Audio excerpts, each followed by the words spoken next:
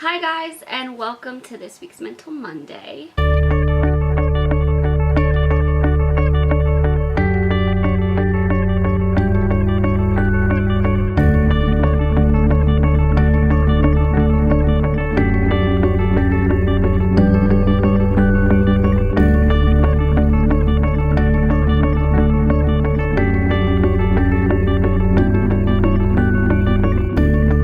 Today, I thought I would kind of continue the conversation I've been having about hormone imbalance, but apply that to mental health and your mental state. So I know I've talked about it in conjunction with like Turner syndrome and my HRT and how going up and down on that affects my mental state and kind of mood in a way, but just how I'm feeling. It really affects how I'm feeling if I go up and down or if I stop and I'm not good about taking it for a while. It can really affect me, and that is part of it. Like, if your hormones are fluctuating at all, that is a major effect on your mental state. But hormone imbalance in general is a major part of mental health also, because the brain has this whole hormone communication system that is vital for it functioning properly. And if you're not getting enough of one hormone being sent out, or you're getting too much of another, it can severely affect your mood, your feelings, how you experience things, and your mental state. And it's not always something you're doing that's doing it. Like for my pills, that's me not being good about it when I know I should be. But that's not the case for everybody. There are some cases that actually it's not uncommon where their body does not produce enough of that hormone, or their body naturally overproduces one hormone that kind of overwhelms the whole system. And that can be seen in bipolar and in depression, clinical depression. There's not enough dopamine. So I brought up a list of all of the main hormones in the body/brain that kind of work together to communicate and accomplish everything that needs to be accomplished. So the biggest ones for mental health and mental state are melatonin, which actually helps you feel sleepy if you have too much of it. It's what helps you fall asleep at night. It's basically your biological clock. There's serotonin, which affects your mood, appetite, and sleep cycles. There's epinephrine, which is responsible for the fight or flight response when you're in a stressful situation. It is what decides or what influences your decision for fight or flight based off of the instincts and the hormones it releases. Coupled with that is norepinephrine, which actually controls heart and blood pressure. So it controls your heart rate as well as your blood pressure and contributes to sleep, arousal, and emotions. The next biggest one I really wanted to talk about was dopamine. Dopamine is one that controls the heart rate and also assists in perception. So it assists in deciphering what is real and what is not. So for disorders like bipolar, like schizophrenia, and all of those that have a hard time kind of deciphering what is real and what is not, as far as in the case of schizophrenia, like literally what is real, and in bipolar, what their mood really should be. I think bipolar is probably more serotonin, where your serotonin levels are all over the place and you don't have enough dopamine.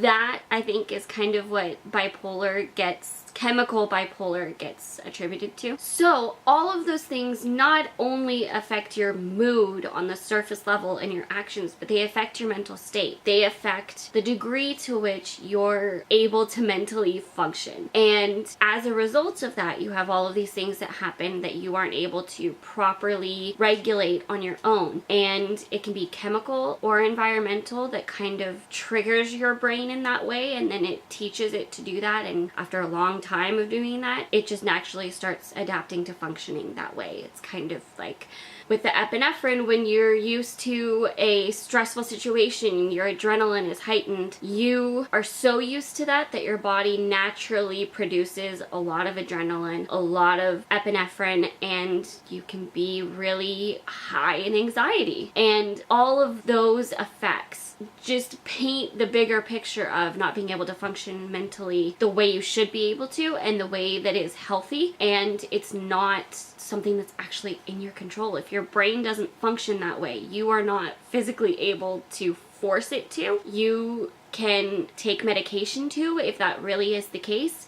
and it can help balance them. But it just kind of contributes to the overall huge picture of how important hormones are to the brain and body function and how much of a role they play in mental health and everybody's mental state. The description for serotonin talked about PMS, and for women, if you release more serotonin during your PMS, you're gonna have greater PMS symptoms than other women that maybe don't release as much serotonin during PMS.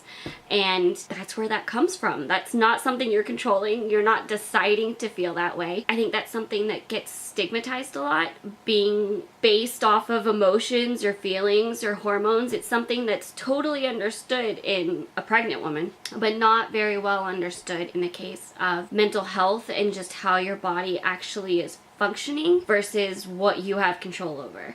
Another hormone that I've recently become more aware of and more aware of its importance is cortisol, which is a stress hormone that it helps you re-regulate to calm yourself down when you are under stress. So your body releases cortisol to re-regulate everything and get it back down out of fight or flight mode. And when you release a ton of cortisol, or when your body has to release or focus on creating and releasing a ton of cortisol, it takes the focus away from creating other hormones, like your sex hormones, like the serotonin and dopamine that help with your sleep and mood and appetite. And all of that deregulates everything else while it's trying to regulate your stress level and your epinephrine levels, probably. So I have been hearing a lot about the stress levels attributing to hormone imbalance also, and how that can really just affect everything else along with it. Some of the best videos I've found on hormones and mood have been on Katie Morton's channel. I will link it. I've linked it before, I think attributing to some of her videos on disorders, the mental disorders that I've talked about, but she just overall mental health wise is an incredible resource. She's a licensed family and marriage therapist, and she has some amazing videos on her channel. So go check those out if you want to learn more. If you have any questions that you would like answered, leave them in the comments below and I will do my best. And if you have any other information on this or any other topics that you would like to see me talk about that either has to do with this or just mental health in general, leave those below as well, and I would love to do a video on it. I hope you liked this video. I hope you enjoyed it and it helped you in some way. If you did, give it a thumbs up and share it with everybody. And if you are not already subscribed, click the screen and subscribe, and I will see you guys in my next video. Bye!